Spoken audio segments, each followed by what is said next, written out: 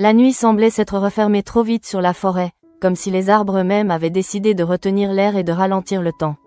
À l'intérieur de la voiture immobilisée, la fumée qui s'échappait du moteur dessinait des volutes blanches, presque irréelles, éclairées par les phares encore allumés. Le silence qui suivit les coups de feu fut plus oppressant que le bruit lui-même, un silence lourd, chargé de menaces invisibles. Les filles comprirent immédiatement que rester là n'était plus une option. Le village était loin, trop loin, et chaque minute passée près de la voiture pouvait signer leur perte. Chloé fut la première à briser l'immobilité.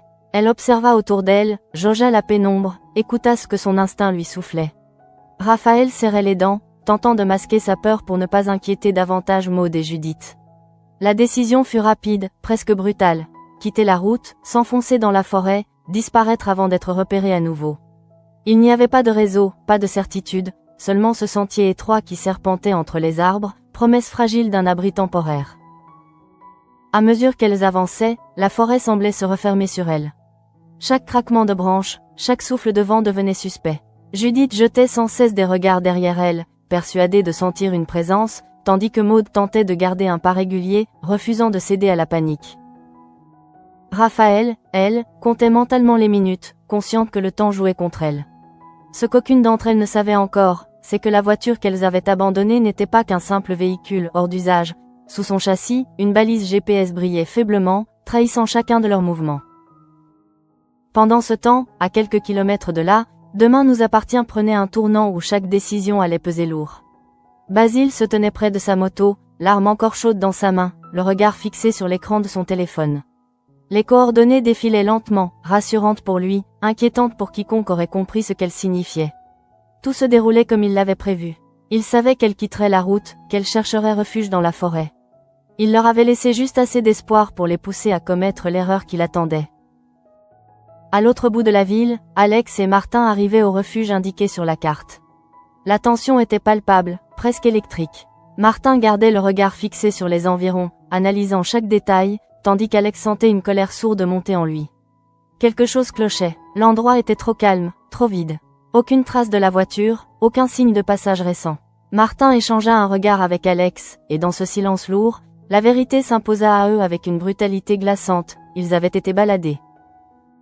Le souvenir de la conversation avec Basile leur revint en mémoire, chaque mot, chaque geste prenant soudain une autre signification. La fausse direction sur la carte, l'assurance tranquille avec laquelle il les avait envoyés vers ce point de vue. Tout avait été calculé pour leur faire perdre du temps. Martin serra les poings, conscient que chaque minute perdue rapprochait les filles du danger. Alex, lui, sentit une peur viscérale l'envahir, une peur qu'il connaissait trop bien, celle de perdre quelqu'un qu'il aime sans pouvoir agir. Dans la forêt, la situation empirait. Maud trébucha sur une racine dissimulée sous les feuilles humides.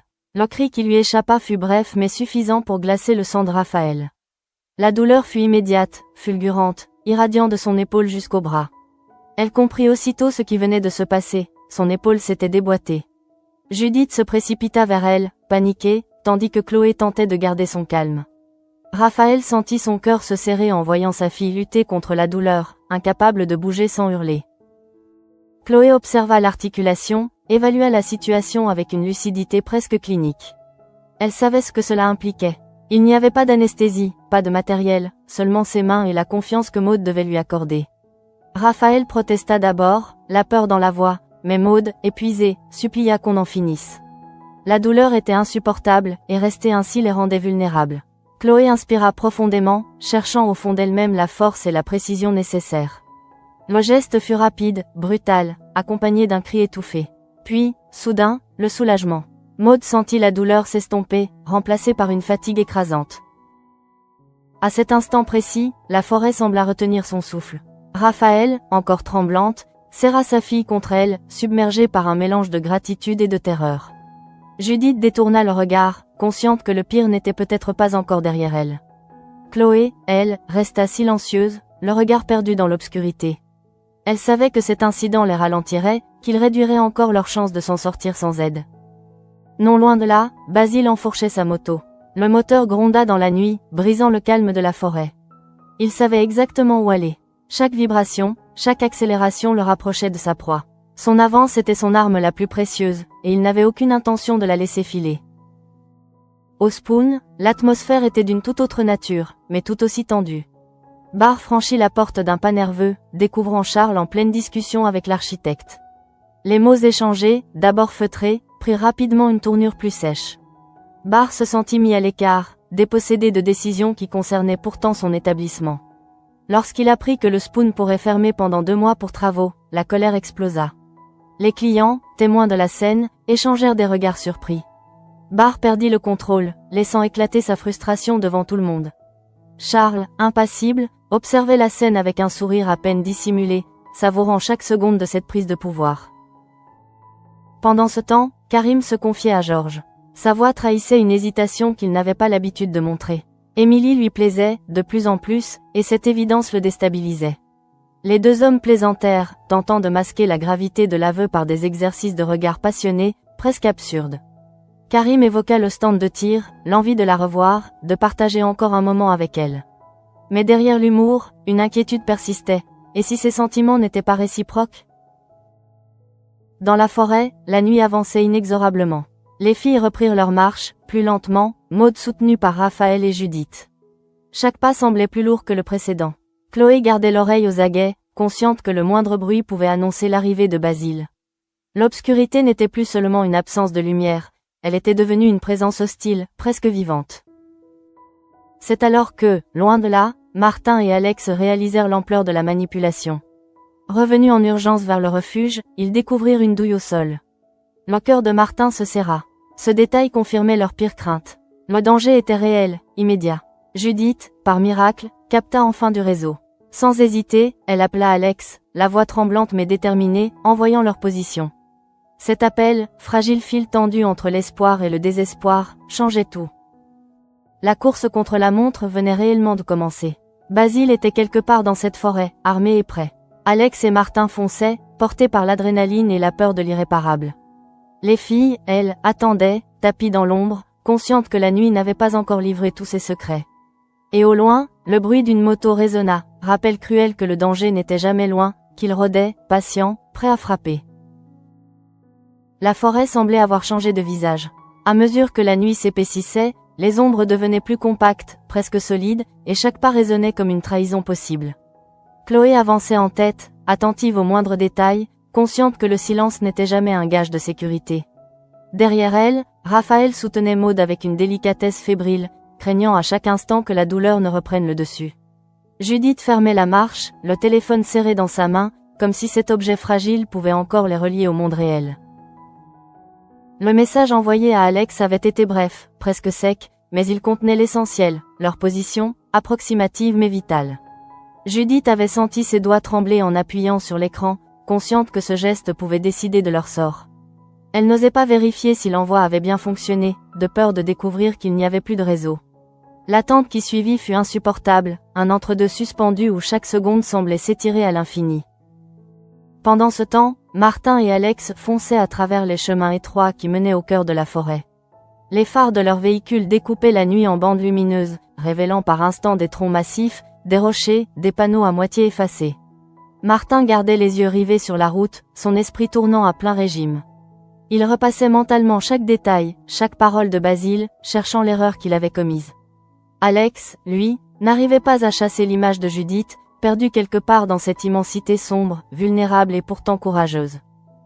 À mesure qu'ils avançaient, la certitude s'imposait, Basile avait une longueur d'avance. Il connaissait les lieux, savait comment utiliser le terrain à son avantage. La forêt n'était pas seulement un décor, elle était devenue un acteur à part entière, complice involontaire d'un piège savamment orchestré. Martin serra la mâchoire. Il refusait de céder à la panique, mais l'urgence lui brûlait la poitrine. Dans l'obscurité, le bruit lointain d'un moteur fendit l'air. Chloé s'arrêta net, levant la main pour imposer le silence. Toutes retinrent leur souffle. Le son se rapprochait par intermittence, parfois plus fort, parfois presque imperceptible, comme si celui qui le produisait jouait avec leur peur. Raphaël sentit son cœur battre si fort qu'elle craignait qu'on puisse l'entendre. Maud ferma les yeux un instant, tentant de rassembler ses forces, consciente que la moindre faiblesse pouvait les trahir. Le moteur s'éloigna soudain, laissant derrière lui un silence encore plus oppressant.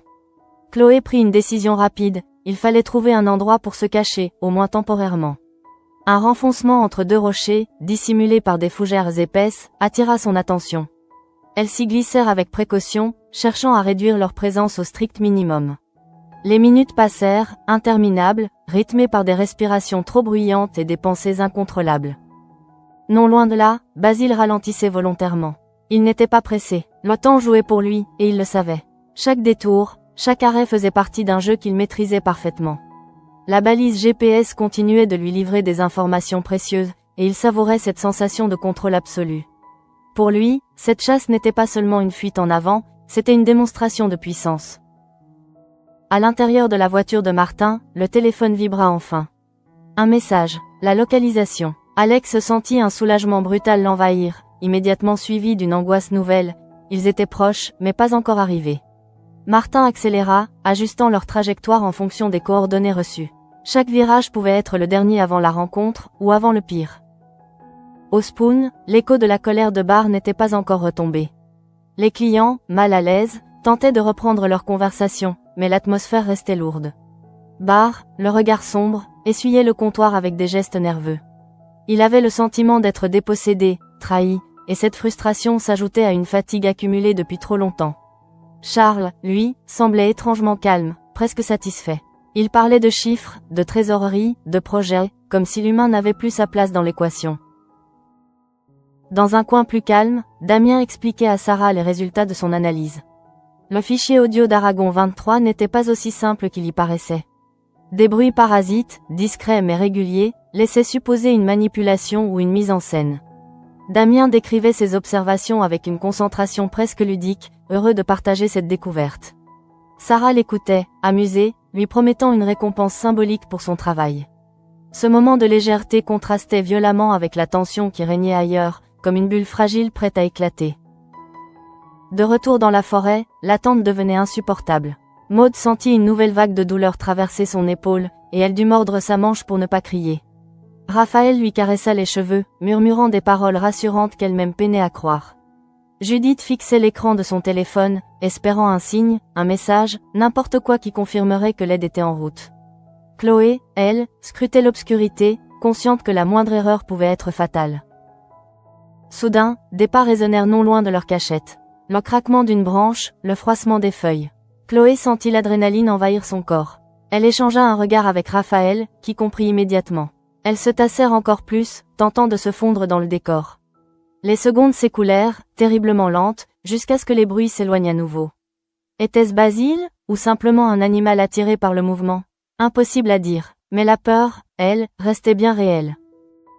Martin et Alex quittèrent enfin la route principale pour s'engager sur un chemin plus étroit.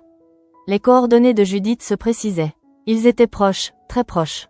Alex sentit son cœur s'emballer. Il imagina la scène de la retrouvaille, mais aussi toutes les autres possibilités, celles qu'il refusait de formuler à voix haute. Martin, concentré, préparait déjà la suite. Il devait être rapide, efficace, et surtout discret. Basile pouvait être n'importe où. Dans la pénombre, le grondement de la moto se fit entendre une nouvelle fois, plus proche, plus menaçant. Les filles se figèrent. Chloé serra les poings, prête à agir si nécessaire, même si elle savait que leurs options étaient limitées. La forêt, jusque-là simple refuge précaire, devenait un labyrinthe où chaque détour pouvait mener à la délivrance ou à la catastrophe. Le temps semblait suspendu, étiré entre la promesse d'une aide imminente et la menace d'un danger toujours présent. Personne ne parlait, personne n'osait bouger, et dans cette attente insoutenable, chacun comprit que la nuit n'avait pas encore livré son verdict, et que la moindre seconde gagnée ou perdue pouvait tout changer. La progression de Martin et d'Alex se fit désormais à pied. Le véhicule laissé en retrait, ils s'enfoncèrent dans la forêt avec une prudence calculée, conscients que le moindre faux pas pouvait trahir leur présence. Les faisceaux de leurs lampes balayaient le sol, révélant des empreintes confuses, des herbes écrasées, des indices trop fragiles pour être certains, mais suffisants pour confirmer qu'ils étaient sur la bonne piste. Martin avançait en tête, concentré, son esprit refusant toute distraction. Alex suivait, le souffle court, chaque pas chargé d'une urgence presque douloureuse. Plus loin, Basile s'était arrêté. Il coupa le moteur de la moto, laissant le silence reprendre ses droits. Il connaissait cet endroit, savait que le terrain l'obligeait à ralentir. Il observa autour de lui, évaluant les distances, les possibles issues. Pour lui, la forêt n'était pas un labyrinthe, mais un échiquier. Chaque déplacement devait provoquer une réaction, chaque attente créait une tension supplémentaire. Il n'était pas pressé de conclure. La peur, il la préférait longue, insidieuse, capable de faire craquer les plus solides. Dans leur cachette improvisée, le froid commençait à se faire sentir. L'humidité s'infiltrait dans les vêtements, rendant chaque mouvement plus pénible. Maud tremblait, autant de douleur que de fatigue. Raphaël tenta de la couvrir comme elle put, consciente que ses gestes étaient dérisoires face à la situation. Judith, elle, gardait les yeux rivés sur l'obscurité, attentive aux moindres changements. Elle avait l'impression que la forêt les observait, qu'elle attendait elle aussi l'issue de cette nuit. Chloé rompit le silence d'un murmure presque imperceptible. Il fallait bouger, ne pas rester trop longtemps au même endroit. Même cachées, elles étaient vulnérables. Le groupe se remit lentement en mouvement, progressant à pas mesurés, Maud soutenue par les autres. Chaque respiration était contrôlée, chaque bruit étouffé autant que possible. Le temps semblait s'être dilaté, transformant cette marche en une épreuve sans fin. Au Spoon, l'ambiance ne s'était pas apaisée. Barr tentait de reprendre le contrôle, mais la colère lui collait encore à la peau. Les regards des clients pesaient sur lui, rappel constant qu'il avait laissé éclater une part de lui qu'il préférait cacher. Charles, lui, continuait de discuter chiffres et délais, comme si rien d'autre n'existait. Cette indifférence apparente renforçait chez Barr un sentiment d'injustice profond. Il avait l'impression que tout lui échappait, que même son propre établissement n'était plus vraiment le sien.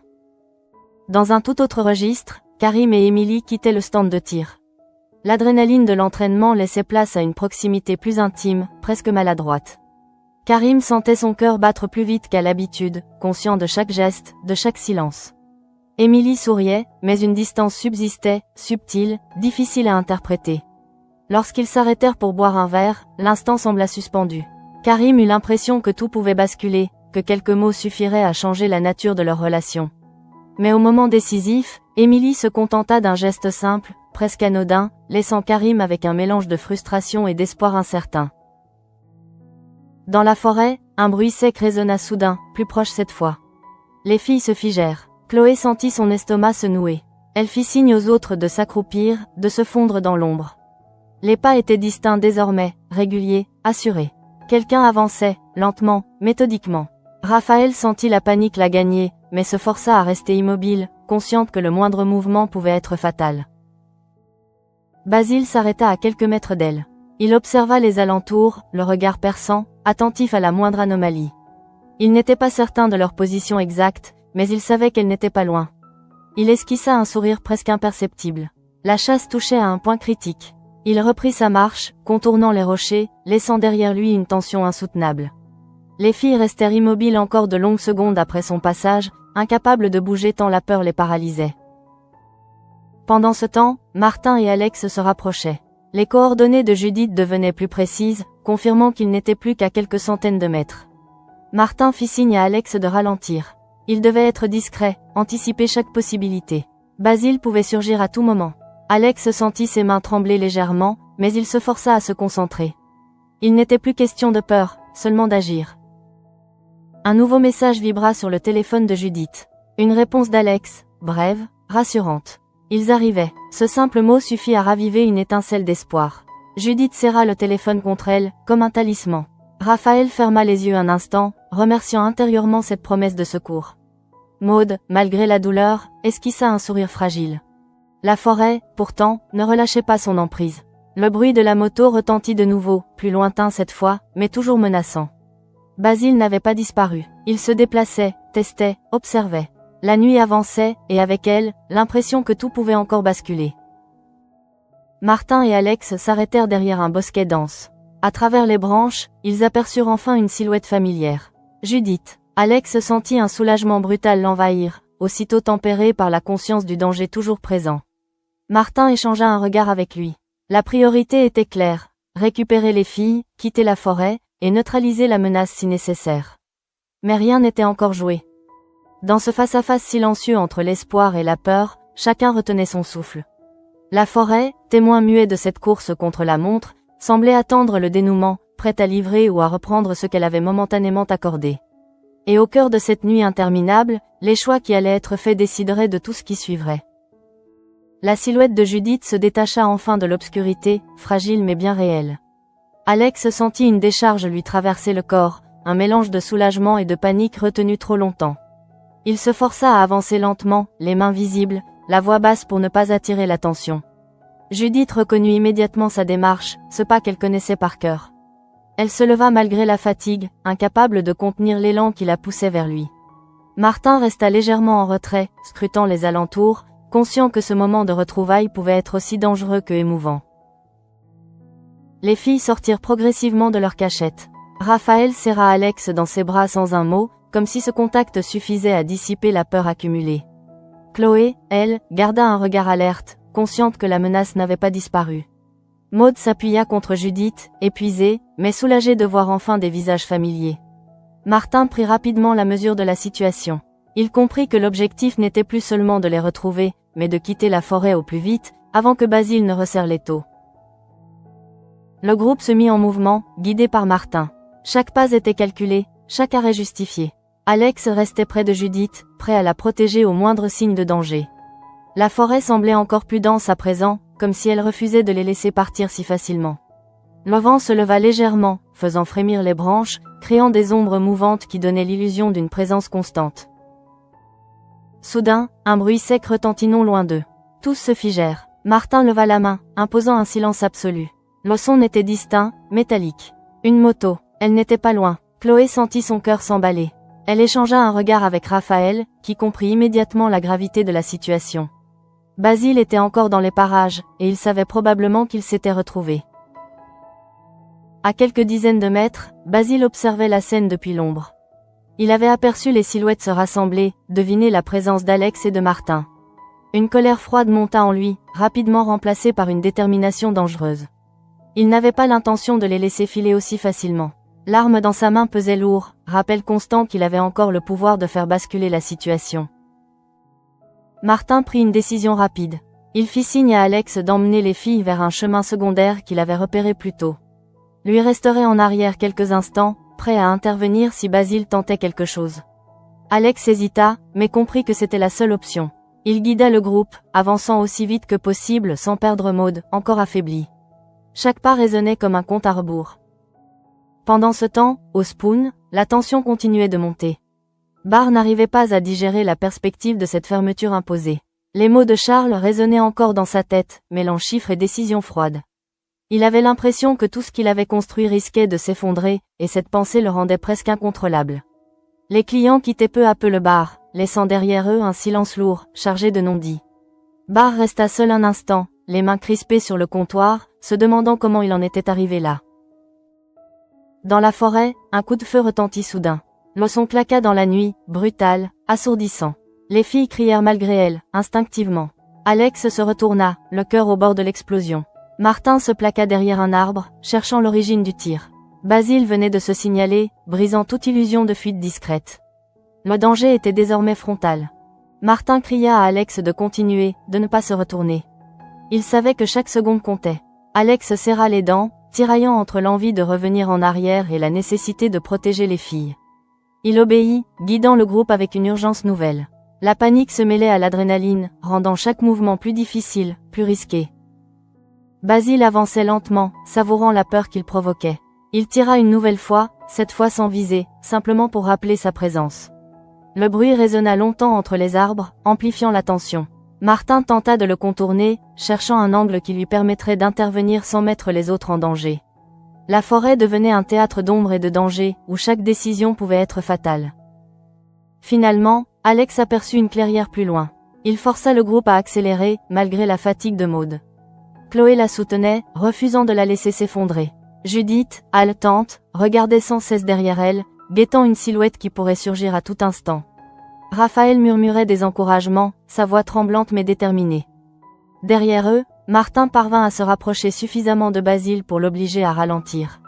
Les deux hommes se retrouvèrent à distance, se jaugeant dans la pénombre. Aucun ne parlait. Le silence était lourd, chargé d'une violence contenue. Martin savait qu'il ne pouvait pas se permettre une confrontation directe trop longue. Son rôle était de gagner du temps, encore un peu, juste assez pour que les autres puissent s'échapper. La moto redémarra brusquement, le moteur hurlant dans la nuit. Basile se replia, disparaissant entre les arbres, laissant derrière lui une incertitude terrifiante. Était-ce une retraite, ou la préparation d'une nouvelle attaque? Martin ne le savait pas. Il rejoignit rapidement Alex et les filles, le regard grave. Il devait quitter la forêt maintenant, sans attendre. Alors qu'ils atteignaient enfin la lisière, un dernier bruit de moteur résonna derrière eux, plus lointain mais toujours menaçant. Personne n'osa se retourner. Tous comprirent que si la nuit leur avait accordé un répit, elle n'avait pas encore livré son dernier mot. La lisière de la forêt apparut enfin, floue d'abord, presque irréelle, comme une promesse que personne n'osait encore croire. Les arbres s'écartaient lentement, laissant place à un espace plus ouvert, mais la sensation d'étouffement ne disparaissait pas pour autant. Alex sentit ses jambes trembler lorsqu'ils franchirent les derniers mètres, non pas de fatigue, mais du contre-coup brutal de la peur accumulée. Martin les dépassa légèrement, inspectant les environs, s'assurant qu'aucune silhouette ne surgissait de l'ombre pour leur barrer la route. Personne ne parlait. Le silence n'était plus celui de la peur pure, mais celui de l'épuisement, de cette tension qui refuse de se relâcher tant que le danger n'est pas définitivement écarté. Maud respirait difficilement, son visage pâle éclairé par les lampes, et Raphaël la soutenait toujours, refusant de lâcher prise malgré la douleur qui crispait ses propres épaules. Chloé observait autour d'elle, consciente que sortir de la forêt ne signifiait pas être en sécurité. Pas encore. Martin ordonna de continuer à avancer, de mettre le plus de distance possible entre eux et cet endroit maudit. La route n'était pas loin, mais chaque pas semblait encore risqué. Alex marchait près de Judith, posant parfois une main rassurante sur son bras, comme pour vérifier qu'elle était bien là, bien vivante. Judith, elle, tentait de reprendre le contrôle de sa respiration, ses pensées encore prisonnières de cette nuit interminable.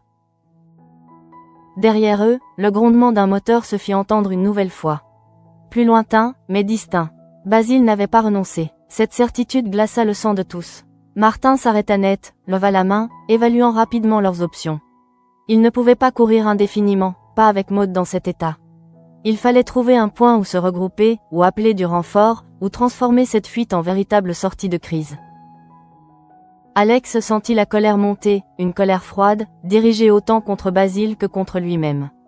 Il repensa à chaque décision qui les avait menés là, à chaque minute perdue à cause de cette fausse piste. Mais il n'y avait plus de place pour les regrets. Seulement pour l'action. Il échangea un regard avec Martin, comprenant sans un mot qu'ils allaient devoir faire front, d'une manière ou d'une autre. Pendant ce temps, au Spoon, la nuit avançait elle aussi, laissant derrière elle un bar presque vide. Bar s'était assis, seul, face à un verre qu'il n'avait pas touché. La colère avait laissé place à une lassitude profonde. Les paroles de Charles tournaient en boucle dans sa tête, mêlées au sentiment d'être progressivement évincé de ce qui avait pourtant été sa création, son refuge, sa fierté. Il observa la salle silencieuse, les chaises retournées sur les tables, et une angoisse sourde l'envahit. Et si tout était en train de lui échapper sans qu'il puisse rien faire? Charles, de son côté, savourait cette impression de contrôle retrouvé. Ses discussions avec l'architecte, ses décisions fermes, tout cela dessinait un avenir qu'il jugeait rationnel, efficace. Mais derrière cette façade de gestionnaire sûr de lui, une satisfaction plus trouble se faisait jour, celle d'avoir déstabilisé Barr, de l'avoir poussé à bout devant témoins. Il se promettait de ne pas reculer, convaincu que le pouvoir se gagnait par la constance, pas par l'émotion. Dans la forêt désormais derrière eux, Basile ralentit sa moto. Il observait la direction prise par le groupe, conscient qu'il avait perdu l'effet de surprise, mais pas nécessairement l'avantage. La nuit était encore longue, et il savait que la fatigue ferait le reste. Il n'avait pas besoin de se montrer à chaque instant. Il lui suffisait d'être présent, quelque part, invisible, pour maintenir la pression. Cette idée le satisfaisait presque autant que la perspective d'une confrontation. Martin décida enfin d'appeler du renfort. La voix qu'il entendit à l'autre bout du fil lui procura un soulagement immédiat. Des équipes arrivaient, prêtes à sécuriser la zone. Il expliqua la situation rapidement, avec précision, consciente que chaque détail comptait. Alex écoutait, attentif, le regard toujours fixé sur la pénombre, prêt à réagir au moindre mouvement suspect. Les filles s'assirent quelques instants, à l'abri relatif d'un talus. Maud ferma les yeux, épuisée, laissant enfin retomber la tension. Raphaël passa une main dans ses cheveux, incapable de retenir les larmes qui lui montaient aux yeux. Chloé posa une main sur son épaule, geste simple mais chargé d'un soutien silencieux. Judith, quant à elle, regardait son téléphone, maintenant muet, comme si cet objet avait absorbé toute la peur de la nuit. Le bruit des sirènes au loin fut d'abord faible, presque imperceptible. Puis il se précisa, gagnant en intensité. Un soupir collectif sembla traverser le groupe. Ce son signifiait que la nuit touchait peut-être à sa fin, que la fuite laissait place à la protection. Mais personne ne se faisait d'illusions. Basile était encore libre, quelque part, et tant qu'il le resterait, cette histoire ne serait pas terminée. Alex posa finalement la main sur l'épaule de Martin. Un geste bref, chargé de reconnaissance. Sans lui, sans sa lucidité, tout aurait pu basculer. Martin hocha la tête, le visage fermé. Il savait que le plus dur restait à venir, les questions, les conséquences, et surtout la certitude que Basile n'avait pas dit son dernier mot. Dans cette nuit qui commençait lentement à s'éclaircir, chacun ressentait le même mélange contradictoire, le soulagement d'être en vie et l'angoisse de ce qui allait suivre. La forêt, désormais derrière eux, conservait ses secrets, mais elle avait marqué chacun à sa manière, laissant une empreinte profonde que le jour naissant ne pourrait pas effacer si facilement. Les sirènes se rapprochaient, tranchant l'air nocturne comme une promesse de protection enfin tangible. Leur écho résonnait entre les arbres, brisant peu à peu l'emprise suffocante de la forêt. Alex sentit ses épaules s'abaisser malgré lui, comme si son corps acceptait enfin l'idée que le pire était peut-être passé. Martin, lui, ne relâchait rien. Il observait encore les lisières, les chemins secondaires, convaincu que Basile pouvait surgir à tout instant, même au moment où l'on se croyait sauvé. Les premières voitures de police apparurent, projecteurs allumés, transformant la pénombre en une mosaïque d'ombres fuyantes.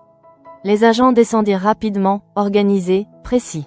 La zone fut sécurisée en quelques minutes, comme si la forêt elle-même se voyait soudain imposer des règles. Raphaël laissa enfin éclater son émotion. Les larmes qu'elle avait retenues coulèrent librement, sans retenue, sans honte. Elle serra Maud contre elle, consciente que ce corps tremblant dans ses bras était la preuve la plus concrète de leur survie. Maud, épuisée, ferma les yeux, laissant les voix autour d'elle se fondre en un brouhaha rassurant. La douleur de son épaule revenait par vagues, sourde, insistante, mais elle n'en avait plus vraiment conscience. Ce qui dominait désormais, c'était cette fatigue profonde, presque écrasante, conséquence directe de la peur prolongée. Chloé se tint près d'elle, attentive, prête à intervenir si son état se dégradait. Elle observait les gestes des policiers, évaluant leur efficacité avec un regard à la fois reconnaissant et lucide. Judith, silencieuse, regardait les agents s'affairer comme si elle assistait à une scène irréelle. Son esprit avait encore du mal à rattraper la réalité. Les images de la nuit défilaient en boucle dans sa tête, la voiture immobilisée, la fumée, les coups de feu, le bruit obsédant de la moto. Elle se surprit à trembler soudainement, sans raison apparente. Alex posa aussitôt une veste sur ses épaules, geste simple mais chargé d'une tendresse protectrice qui lui donna envie de pleurer à son tour. Martin s'éloigna quelques instants pour faire un point avec ses collègues. Il expliqua la fuite de Basile, la balise GPS, les tirs. Chaque détail prenait désormais une importance nouvelle, car il ne s'agissait plus de survivre, mais de comprendre, d'anticiper la suite.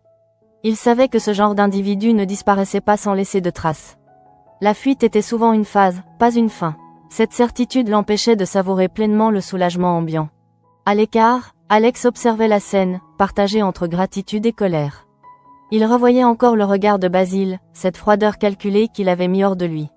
Une part de lui aurait voulu courir après, en finir, effacer cette menace une bonne fois pour toutes. Mais il savait que ce désir n'était qu'un écho de la peur, une réaction primitive qu'il devait contenir. Protéger les siens passait avant tout. Au Spoon, la nuit se prolongeait dans un silence presque irréel. Barr, toujours seul, avait finalement vidé son verre. La colère avait laissé place à un vide inquiétant. Il repensa à chaque décision récente, à chaque compromis accepté à contre-cœur. Les mots de Victor, entendus plus tôt, lui revenaient en mémoire comme un avertissement déguisé, s'il ne défendait pas son territoire, quelqu'un d'autre le ferait à sa place. Cette idée s'insinua lentement en lui, plantant une graine de détermination qu'il n'était pas prêt à ignorer. Dans la forêt, malgré la présence policière, l'inquiétude persistait. Les agents ratissaient la zone, torche à la main, appelant Basile par son nom, sans réponse. Les traces de la moto s'estompaient déjà sur le sol humide. Il avait su disparaître, une fois de plus. Martin en eut la confirmation lorsqu'un collègue revint, secouant la tête. Aucun contact, aucun visuel. La frustration monta, contenue mais bien réelle. Raphaël remercia les policiers d'une voix encore tremblante. Elle savait que sans leur intervention, l'issue aurait pu être bien différente. Chloé échangea un regard avec Martin, comprenant sans un mot que cette nuit laisserait des traces durables. Il y aurait des questions, des nuits sans sommeil, des souvenirs impossibles à effacer. Ce genre d'épreuve ne se refermait jamais complètement. Judith, enfin, se leva, les jambes encore instables. Elle regarda autour d'elle, comme pour s'assurer que tout était bien réel. La forêt, désormais éclairée, paraissait presque banale, dépouillée de son aura menaçante. Et pourtant, elle savait que rien n'effacerait ce qu'elle avait ressenti là-dedans. Cette peur brute, animale, resterait gravée longtemps.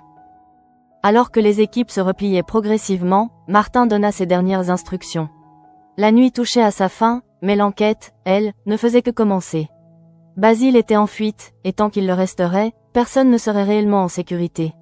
Cette pensée l'accompagna tandis qu'il rejoignait Alex et les filles.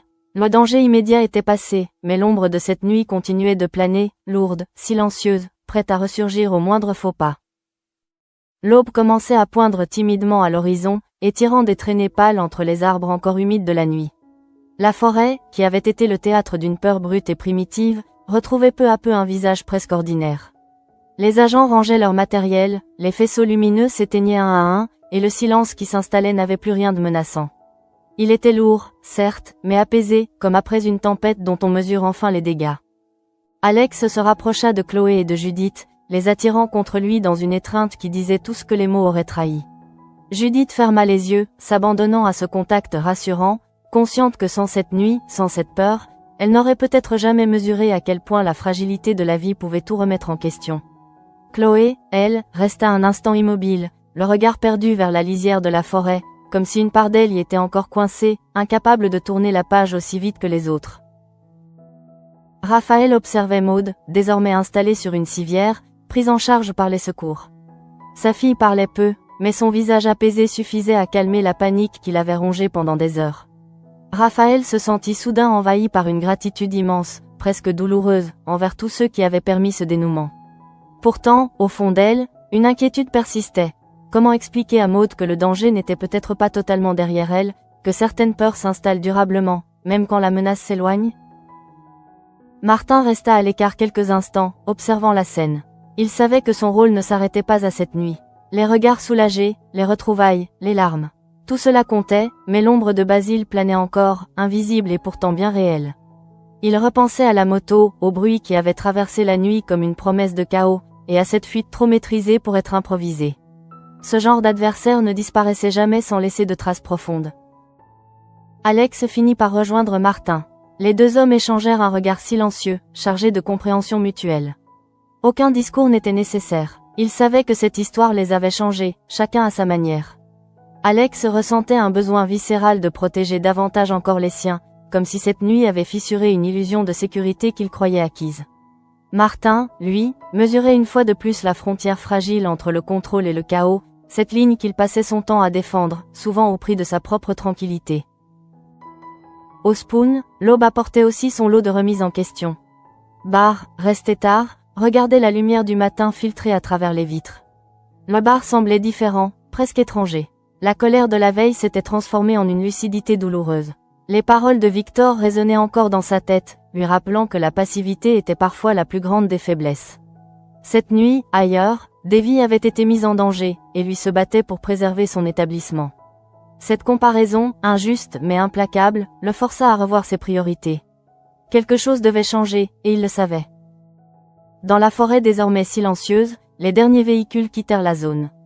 Les traces de pas, les marques de pneus, tout ce qui avait témoigné de la violence de la nuit s'effaçait lentement. Mais pour ceux qui l'avaient vécu, rien ne disparaissait vraiment. Judith se retourna une dernière fois vers les arbres, comme pour s'assurer que la menace ne surgirait plus. Elle savait pourtant que Basile n'avait pas été arrêté, que son absence était une présence à part entière. Alors qu'il s'apprêtait à partir, un bruit lointain fendit l'air. Bref, presque imperceptible. Le grondement d'une moto, très loin, ou peut-être seulement un souvenir encore trop vif pour être ignoré.